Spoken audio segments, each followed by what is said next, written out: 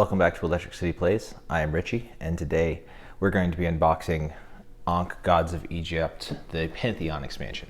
We're going to do an unboxing and then a faction breakdown of abilities. I'm excited to do this for a couple of reasons. One of the reasons is I have not seen, before I filmed this video, before I did this unboxing, I don't know what these god powers are going to be. I probably could have done a little bit more research, but I did not see any similar videos actually unboxing and showing what the Pantheon expansion did specifically. And the other reason is this was my Valentine's Day present for my wife, in that she got me an Amazon gift card for pretty much the exact amount that this Pantheon expansion is selling for on Amazon. So without further ado, let's get into the unboxing.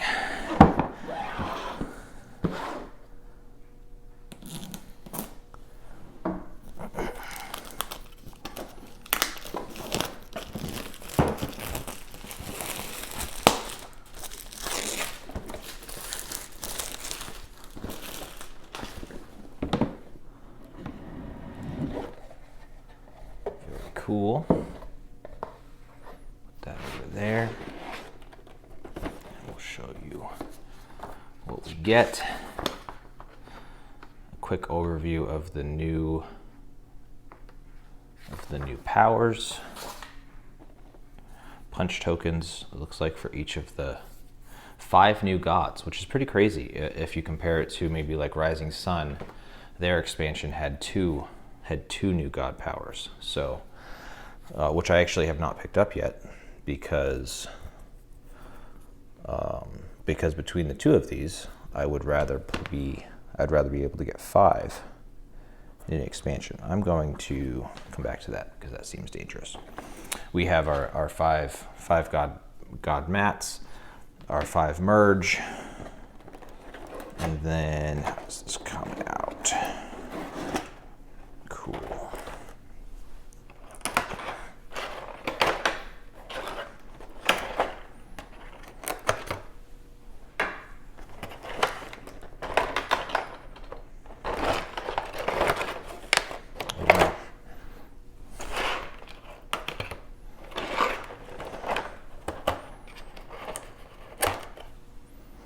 Why tape 2 sides when you can tape all 4 sides?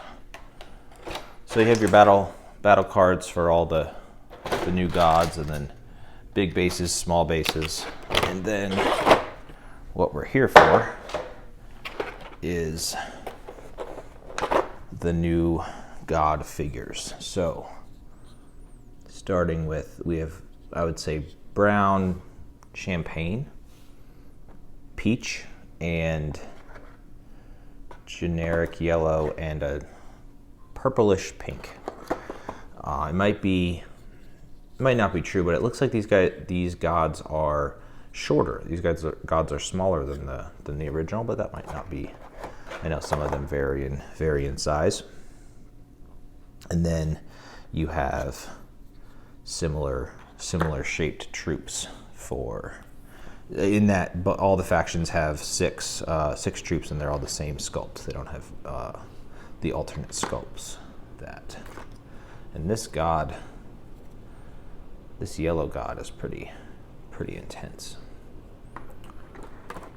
Okay, we're gonna I'll bring you guys in a little bit closer, and I'll give you an overview of the figures themselves and then the god powers.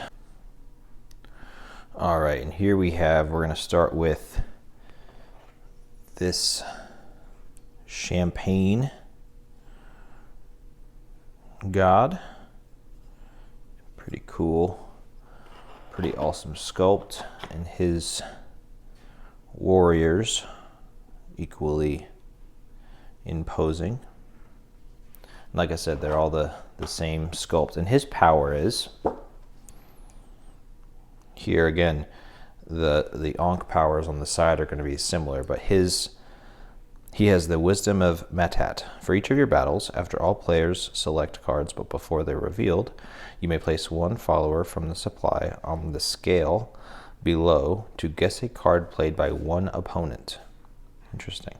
If you guess incorrectly, give all followers on the scale to that opponent. At the end of each conflict event, before any other effect, Discard all followers on the scale. You gain 1 devotion for each follower discarded. Wow, that is cool. So you're placing your follower tokens on the scale, guessing, and if you guess incorrectly, you give all followers on the scale to that opponent. But if you make it through the battle to the end, and there could be, you start the age with, depending on how many players, that many different battles going on. But by the end, you're up to, I believe, seven or 8. That could be a huge point swing for him, and that makes sense with his figures because he's holding the scale. Next we have Horus. Very cool. They used him for the box, so you know he's going to be pretty epic. And they did a great job. He's throwing stuff. He's pretty angry. Oh gosh. Oh, thank goodness. Okay. Again, same thing on the right side, and on the left side we have the Eye of Horus. At the start of each conflict event, you may choose up to 2 battle regions to place 1 eye token. At the start of a battle where there's an eye, return the token there and name a card other than the cycle of Metat. No player, including you, can play that card in this battle. Wow, so we have, along with the Ankh tokens and the various, I'm assuming we'll go over this for the pinkish purple player, but the eye tokens, you place the token there and you return the token, and players cannot, you lock players out from being able to play that specific battle card. That's pretty cool. Next we have Hathor, and I'm going to go out on a limb and say this off brown, maybe, I don't know, light pink, depending on how it comes up. Very good detail. Again, kind of a smaller, one of the smaller figures, and their warrior. Maybe not the most dramatic, but we'll see what their power does.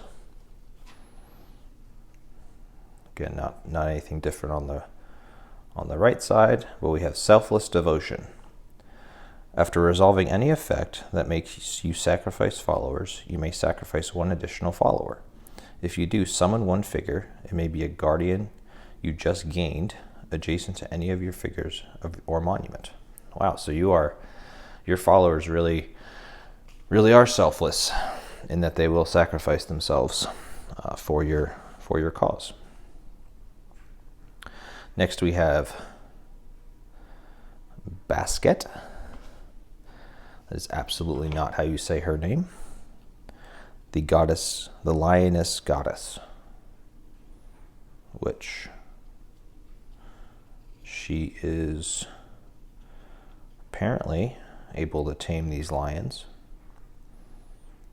Very cool. So let's see how she is going to use her. What does she have? Extra lions to put on the board. After setup and after each conflict event, gather and place all your cat tokens on the board, face down, each on a monument in a different region.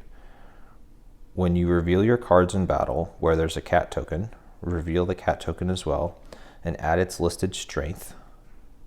Your star adds 0. Interesting. Once per turn, before or after an action, an opponent may reveal a cat adjacent to 1 of their figures, returning it to Basket.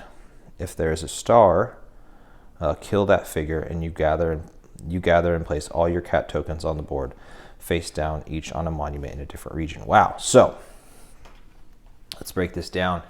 The cat tokens have a star on 1, a +1, and a +3.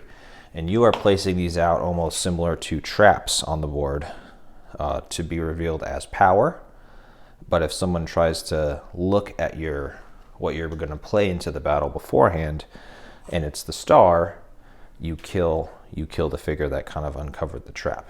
Very interesting. And lastly, we have Set, who is, wow, he is again very, all the scales, and just looks amazing. His spear, I mean, that's cool. Let's see, and his, oh, I forgot the goddess warriors. Really great detail on their legs even. And Set's warriors, they are also, I mean, you wouldn't want to mess with them. What does Set do? He is the betrayer. During conflict events, opponents, warriors, and guardians adjacent to your god count as yours instead of theirs. Wow, he is super convincing, or must be, to have your opponent's warriors and guardians adjacent to your god. Wow. So he wants to be in the thick of it, making people betray their owner. All right, we're gonna come back and I'll give you my final thoughts. All right, that was your faction breakdown and unboxing of Ankh, Gods of Egypt, the Pantheon expansion. Like I said, for 5 new gods, each with their own cool ability, the Betrayer, the Cats, the Selfless Devotion, the Eye of Horus, and the Wisdom of Matat. I think the one I'm most excited for is the Wisdom of Matat, just the risk reward of putting followers on this scale to gain up to that many devotion points. I mean, as you know, in Ankh, every point of devotion is so critical, especially when you're in the red, about to cross over to the blue, to safety, so you're not forgotten. Just really fun. So that's probably the one I'm most excited to try out, but I'm really excited to see how all these mechanics play into and change the existing game. I hope that was informational for you. Maybe give you some information on whether or not you want to pick this up for the base game, or you just want to play what you have already. This has been Electric City Plays. Thanks for watching.